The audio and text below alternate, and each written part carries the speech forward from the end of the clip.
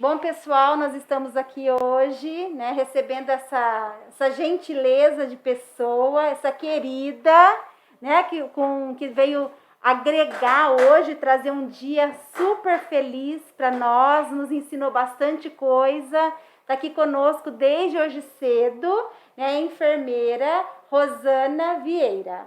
Rosana, como todo mundo sabe, ou grande parte, né, dos nossos ouvintes, Rosana é uma pessoa querida que já tem muita experiência no atendimento domiciliar e tem bastante coisa para compartilhar conosco hoje.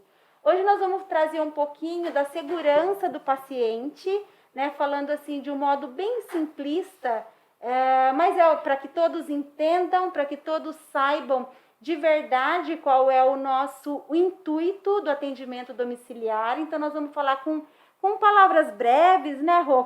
De um tema bem simples, mas de suma importância, para que de fato esse nosso serviço seja relevante para a sociedade. Então nós vamos falar de coisas muito simples que talvez todos vocês já saibam, mas que a gente considera que esse tema ele tem que ser sempre, né, sendo retomado, porque algumas coisas, mesmo sabendo, a gente esquece. Né? Então, por este motivo, a escolha do tema vai ser segurança no atendimento domiciliar. Isso. Muito obrigada. Boa tarde, Sara. Muito obrigada pelo convite. Para mim é uma satisfação enorme estar aqui. Falando disso que a Sara bem colocou. São assuntos simples, assuntos do nosso dia a dia, mas que a gente precisa retomar diariamente para garantir a segurança do nosso paciente. Vamos lá. Então, vamos lá, né? Iniciando, então, o primeiro... falando de atendimento domiciliar, então, a primeira coisa que vem à cabeça é a solicitação, né? Então, aqui do nosso lado, a gente recebe de uma forma passiva, né, aquilo que vem de vocês. Então, eu gostaria de saber quais são os critérios que vocês elegem, né, que a empresa de atendimento domiciliar, ela tem para uma solicitação. Então, como que isso é definido entre critérios de urgência, emergência e de uma solicitação corriqueira? Eu queria que você me explicasse um pouquinho disso. Como que é feito, então, quais são esses critérios utilizados?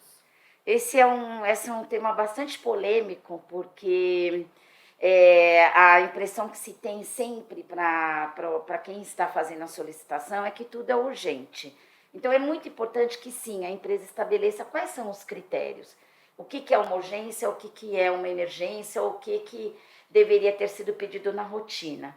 Então, o primeiro ponto é que a empresa consiga classificar tudo aquilo que tem que ser pedido de rotina e tenha estabelecido dentro do seu dia a dia protocolos de atendimento. Nestes protocolos, ele vai estabelecer a periodicidade de troca de descartáveis, a necessidade de termos reservas desses descartáveis na residência, a necessidade de todos estarem orientados com relação à periodicidade, onde estão guardadas essas reservas, porque num domicílio esse combinado tem que ser feito com a família e com os integrantes da equipe. No momento que isso está estabelecido, que nós temos os protocolos e as reservas, raramente nós vamos trabalhar com situações de emergência em atendimento domiciliar. Por quê, Sara? Nosso paciente é um paciente crônico, é um paciente que já tem estabelecido qual é a assistência que nós vamos dar a ele. Podem acontecer emergências? Podem acontecer emergências. O paciente pode ter uma piora clínica repentina e necessitar de um volume maior, por exemplo, de oxigênio. Porém, se a equipe e a família do outro lado estão orientadas e capacitadas, inclusive para trabalhar com essa volumetria, com essa necessidade, ela consegue identificar isso e, normalmente, nos SLAs de entrega de emergências das empresas de equipamentos e gases, é possível atender o paciente sem grandes atropelos, sem grandes emergências. Então, basicamente, o que a gente precisa? Organizar a nossa casa, ter os protocolos de atendimentos, ter os protocolos de trocas, isso está muito bem estabelecido, tanto na residência quanto nos nossos POPs, toda a nossa equipe ser treinada para isso, e isso inclui a equipe de rua e a equipe interna e as nossas centrais de atendimento, para que a gente possa atender o paciente da melhor maneira possível. No home care, tudo aquilo que a gente puder antever, antecipar, é melhor, né? E não é um desperdício, muito pelo contrário, é uma economia trabalhar com essas reservas, porque eu garanto a segurança do meu paciente, o conforto, a tranquilidade e, ao mesmo tempo, eu tenho uma relação bastante segura com o meu fornecedor e ainda eu trago uma economia para minha empresa à medida que eu reduzo as solicitações de urgência e emergência. Então, basicamente, Rô, o que nós estamos falando é de uma instrução inicial, um plano de contingenciamento, que não deixa de ser, porque você já tem estabelecido, né, quais são os critérios, e todas as equipes envolvidas cientes de tudo isso. E então isso também me remete a uma educação continuada. Então, gostaria que você falasse um pouquinho sobre isso, porque o que a gente vê muitas vezes é assim, é inicialmente um trabalho, né, de orientação, mas que isso na nossa rotina acaba se perdendo. Então, gostaria de que você trouxesse para a gente um pouco da sua experiência em relação a isso, a educação continuada. A educação continuada ou a educação permanente, como nós usamos hoje em dia, e por que ela mudou de continuada para permanente? Porque é exatamente esse o sentido. Nós temos que estar o tempo todo educando as pessoas. Para isso, a gente tem que contar com os nossos parceiros de mercado, que são especialistas, que podem trazer para a nossa empresa todos esses treinamentos. E essa educação permanente, ela não pode ser num dia, num determinado mês, num determinado momento do ano. Não, ela tem que ser o tempo todo. Ela tem que acontecer em vários períodos do ano e sempre que tivermos colaboradores novos. Além disso, a gente tem que olhar para a nossa equipe externa, que é o grande desafio do home care.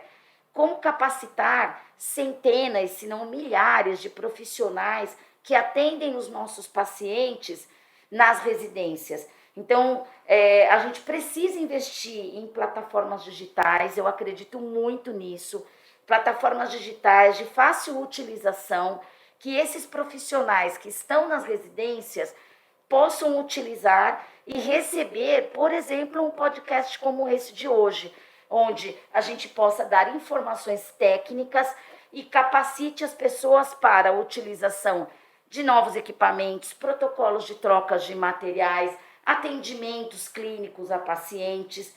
Isso tudo, esse conjunto de ações é que vão levar ao sucesso no atendimento e vão estabelecer um programa de educação permanente sólido, capaz de garantir isso que a gente quer, que é a segurança do paciente. Bom, obrigada, né, por essa explicação, assim, também por me corrigir, né, um termo atualizado. Então, acho que isso é de suma importância, até porque me remeteu aqui, Rô, por exemplo, então isso que você falou foi bem importante. Então, não é mais continuada, ela é permanente, isso é bem importante. Isso. Porque o que a gente vê muitas vezes também é que a empresa,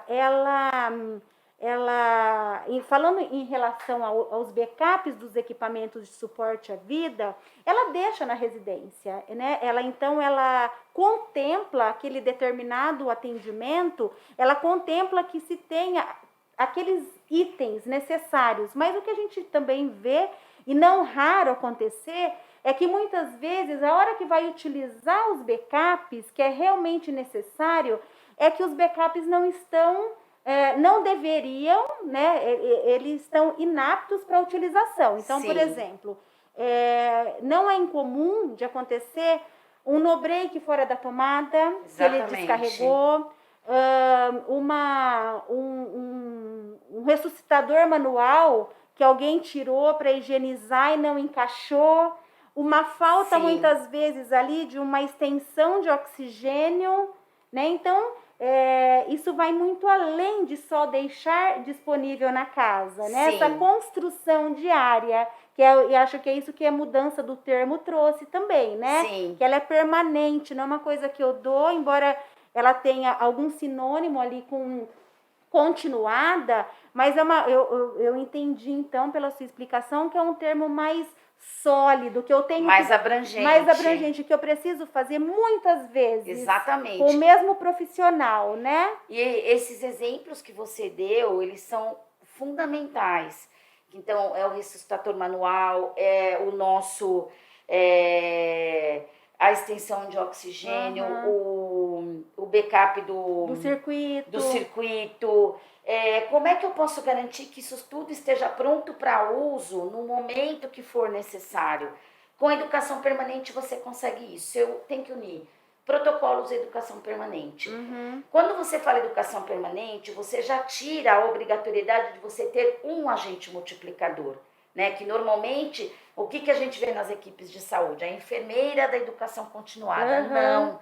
Todos nós somos agentes multiplicadores e somos responsáveis por fazer com que a informação chegue na ponta de cada atendimento. Quando todos nós somos responsáveis, então, hoje a Rosana ela é gerente de uma empresa, ela vai eventualmente fazer uma visita de qualidade a um paciente.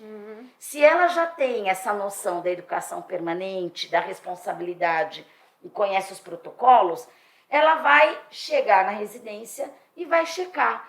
O ambu, ele está conectado? Onde ele está? Ele estava guardado num armário. Não, vamos pegar esse ambu do armário, vamos ver se ele está funcionando. Vamos orientar a equipe que está na casa, vamos deixá-lo conectado próximo ao paciente, certo? O aspirador Venturi. O aspirador Venturi a gente só utiliza numa queda de energia prolongada, que eu não tenho uma outra forma de aspirar um paciente. Então, como que ele tem que estar? Ele tem que estar ali, fácil de ser encontrado, né? Conectado ao cilindro de oxigênio. Sim. A equipe diariamente tem que fazer um pequeno teste, ver se está funcionando, se o regulador está funcionando, meu Venturi está funcionando, ok. O meu backup do respirador. Então, como é que está isso? Está funcionando? Está conectado na tomada? Só o respirador está ligado a ele? Ou existem outros equipamentos ligados a ele? E no momento também, isso eu acho que é uma outra coisa muito importante quando a gente chega numa residência, é a gente envolver a família e ter um repertório, né, um vocabulário muito próximo da família, do técnico de enfermagem. Né? Simplista, até para o paciente quando ele interage.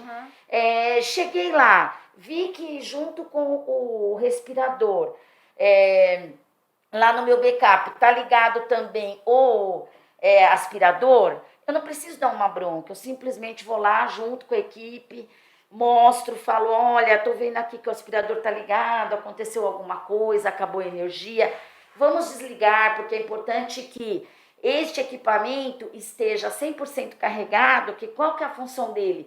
A função dele é fornecer energia no caso da queda de energia elétrica. Né? Compartilhar. Exatamente, né? Compartilhar essa informação e compartilhar de uma maneira que seja... Eu costumo falar na comunicação compassiva, tá? Então, é aquela comunicação que abrange a todos. Então, quando você faz uma comunicação compassiva, você senta, você olha no olho, você envolve as pessoas que estão ao redor, todos começam a entender a sua importância naquela cadeia. Por isso que a transmissão de conhecimento ela não pode estar presa em um único agente. Talvez, né, as empresas tenham que ter alguém que coordene essas informações, as capacitações, os novos treinamentos, isso com certeza.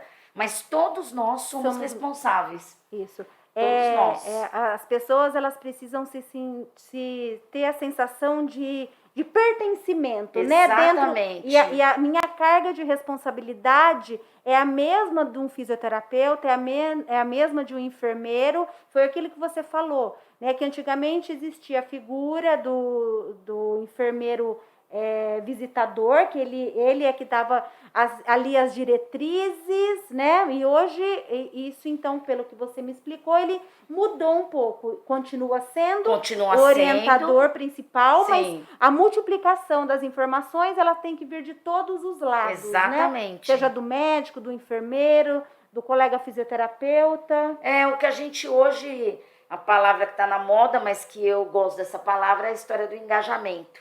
Você tem que engajar as pessoas na atenção domiciliar. Né? Então, quando você fala em atenção, você amplia o conceito. Não é um atendimento. Eu estou dando uma atenção, ou seja, eu estou olhando aquele ser humano como um todo, na sua integralidade. Então, eu vou pensar em todos os detalhes que possam contribuir para que ele tenha uma assistência segura. Então, isso eu vejo, então, que já faz parte de uma rotina, né, Rô? Mas e, por exemplo, chegando, e tem algum momento do ano, como esse momento que nós estamos agora, de enchentes, de desbarrancamento, né? O que é feito? Existe por trás disso, além desse trabalho que é feito com a máxima, com essa regularidade, ainda existe algo que é feito nestes momentos? Olha, os planos de contingência são sempre bem-vindos. Então, hoje, se você tem pacientes que estão sob seus cuidados e que residem em áreas onde você previamente tem a informação de enchentes ou de desbarrancamento, enfim, outros problemas que possam levar à segurança deste domicílio, é sua responsabilidade compartilhar isso com a família, organizar os atendimentos, então ficar atento para os horários de chuva, estar atento aos informes da Defesa Civil. Hoje a Defesa Civil consegue avisar, e você, tendo uma central de atendimento, você pode captar essas informações da Defesa Civil. Novamente aí a importância de você ter os backups muito bem organizados dentro da residência. Faltou energia elétrica, tem o no-break. Eventualmente precisou trocar um circuito, está chovendo, está com enchente, você tem ali o backup para ser utilizado naquele momento. Passar muita calma nesse momento. Sim. Podem acontecer situações bastante catastróficas. Eu já vivenciei pessoalmente acompanhar numa central de atendimento uma paciente em ventilação mecânica cuja casa foi alagada. Nossa, que desesperador. Foi desesperador. Tivemos que contar aí com a ajuda valiosa do Corpo de Bombeiros. Conseguimos, mas a casa foi literalmente alagada. Já pensou? Desesperador. Desesperador. Uma paciente totalmente acamada, dependente, em ventilação mecânica, e ela foi atendida. Conseguimos fazer com que o Corpo de Bombeiros atendesse essa paciente. Por quê? Porque eu trabalhava numa empresa que tinha uma central de atendimento muito bem organizada. Chegou a informação do início das chuvas e possibilidade de alagamento. Assim que a família informou que a água na rua estava aumentando o volume, informamos o Corpo de Bombeiros que, quando chegou à residência, a parte da cama da paciente, a parte de baixo, os pés da cama, já estavam tomados pela água. Então, foi uma situação de muita emergência. Tivemos sucesso na ocasião, a paciente foi atendida pelo Corpo de Bombeiros, transferida ao hospital, teve que ficar lá até que a sua residência tivesse condições de retorno. Recebê-la, né? Então, situações catastróficas podem acontecer também com a gente em home care. Essa foi uma situação bastante catastrófica, mas os planos de contingência, eles servem o tempo todo. Você tem que estar preparado. É comum acontecer da sua central ficar eventualmente sem energia. Então, é importante que você também, ao registrar a sua empresa, comunique os órgãos públicos, né? A Enel e outros órgãos públicos, que ali você tem uma empresa de saúde e que você tem uma central de atendimento 24 horas, para que você tenha essa informação de uma queda de energia programada imediata. É importante que você pense em ter no-breaks para a sua central de atendimento, também, né? Porque você pode precisar continuar o atendimento ali, e é importante que você pense, inclusive, na possibilidade de ter que transferir esse atendimento para uma outra sede. A construção de planos de contingência é um exercício muito interessante, tá? Ajuda, faz com que toda a equipe se mobilize nas possibilidades de coisas piores acontecerem, e que você tenha que pensar numa solução para manter o atendimento, porque o nosso trabalho é um trabalho vital. Nós não podemos esquecer disso. E ela não é engessada, né, Rô? A Não todo é momento engessada. ela está recebendo mutações, transformações e mutações o tempo Exatamente. inteiro, né? Nós já tivemos aqui também inúmeros casos, né, que se eu fosse falar aqui agora, assim, falaríamos em muitas situações, mas que com o plano de contingência também foi possível atender. Mas sob muito medo, né? Porque isso causa, assim, embora a gente já tenha tudo desenhado, tenha tudo... A gente também conta com a criatividade, a gente também conta com a boa vontade de quem está recebendo, da família também, né? Então, esse engajamento da família é bem importante também, né? Então, se você já tiver feito um trabalho onde a família entende o seu compromisso com o paciente, isso fica muito mais... Embora seja tumultuado, não causa pânico, né? Mas a família consegue ali identificar que existe ali uma grande chance de dar certo, né? Exatamente. Mas e estamos trabalhando para que dê tudo certo. Tudo certo, exatamente. Agora, Rô, mudando assim o plano de contingência que nós sempre tivemos para chuvas, para áreas de risco também, né? Falando de segurança pública um pouquinho, Rô, queria que você falasse um pouquinho de contingência em relação à segurança pública.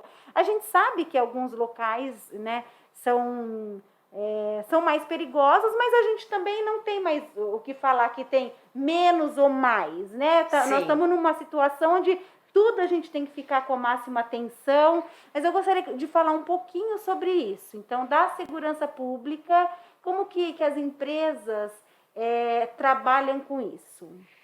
Bom, hoje em dia, eu acho que essa questão da segurança pública, ela tem se tornado uma preocupação permanente para nós profissionais de home care.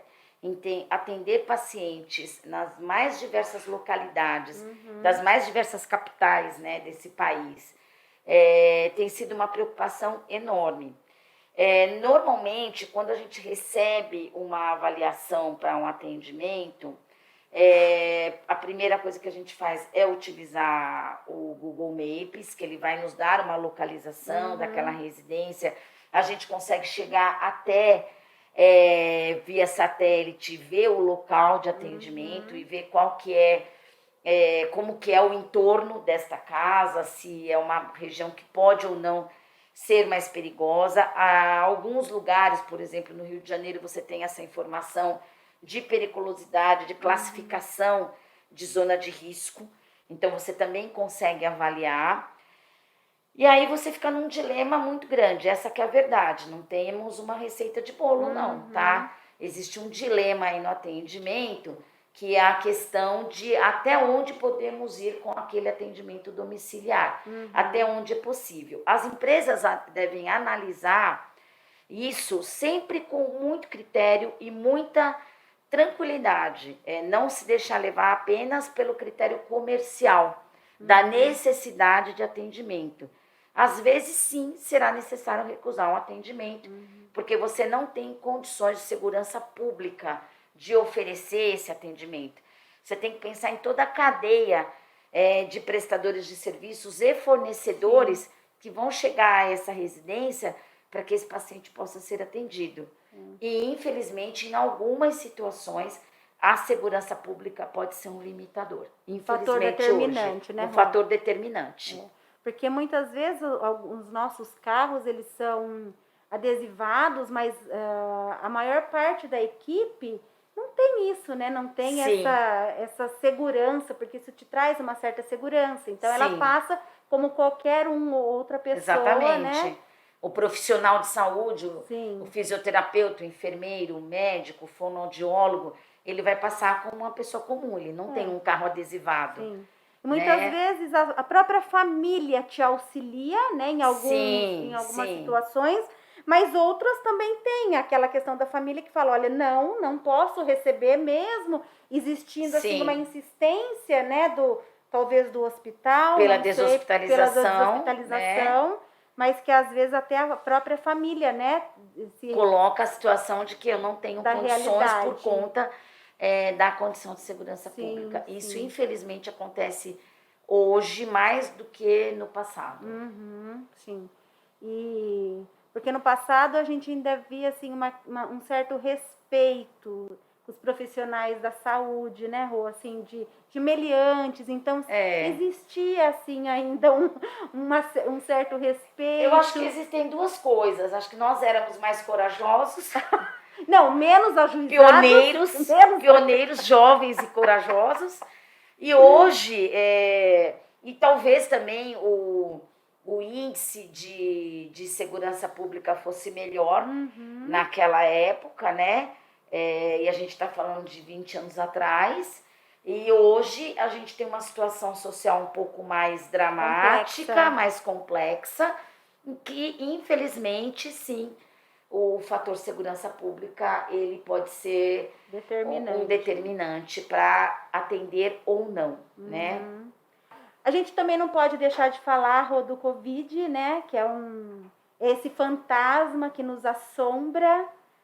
E eu gostaria que você falasse um pouquinho, né? Como que as empresas estão. Qual é o desafio das empresas de assistência domiciliar frente ao Covid? Eu acho que 2020, principalmente, foi muito desafiador, né? Os 2 últimos anos, 2020 e 2021, foram muito desafiadores, porque, primeiro, em 2020 a gente ainda não sabia contra o que estávamos lutando. Então, todas as empresas do setor passaram por grandes dificuldades para manter os pacientes em atendimento, para manter as equipes atendendo aos pacientes, né? Então, nós tivemos sim situações de atendimento serem suspensos. Tentamos a modalidade de teleatendimento para algumas situações, nem todas é possível de se fazer o teleatendimento. Tivemos dificuldades em manter escalas de pacientes de 24 horas de enfermagem, pacientes com sessões de fisioterapia. E aí eu acho que teve um lado do aprendizado, das famílias também serem um pouco mais resilientes e aceitar substituições e trocas, porque era a única maneira da gente fazer com que o atendimento fosse completo, ou seja, a orientação que nós passamos para todas as equipes de campo é que ao menor sinal, primeiro sinal ou sintoma de uma síndrome gripal, ele deveria nos comunicar para se manter afastado. E nós teríamos que providenciar um substituto, sempre que possível. E combinar com essa família essa substituição. Eu acho que esse foi um exercício de resiliência para todos os lados. As famílias, na grande maioria, foram bastante colaborativas com isso, né? Nós precisamos fazer isso. Em algumas situações, no caso da fisioterapia, tivemos que trabalhar com algumas reduções de atendimentos, então, ao invés de 5 vezes, 3 vezes por semana, um atendimento um pouco mais prolongado, até que a equipe pudesse ser recomposta após se recuperarem, né, das infecções. E a gente fez isso pensando o seguinte, foi um momento muito difícil. Qual que era a nossa tomada de decisão ali? O que nós tínhamos que pensar? Nesse momento, o que é melhor ou pior para o meu paciente? Ele ter uma redução naquela terapia ou ele ser infectado por uma Covid-19? E isso principalmente no ano de 2020, ainda no início de 2021, quando nós não tínhamos a vacinação.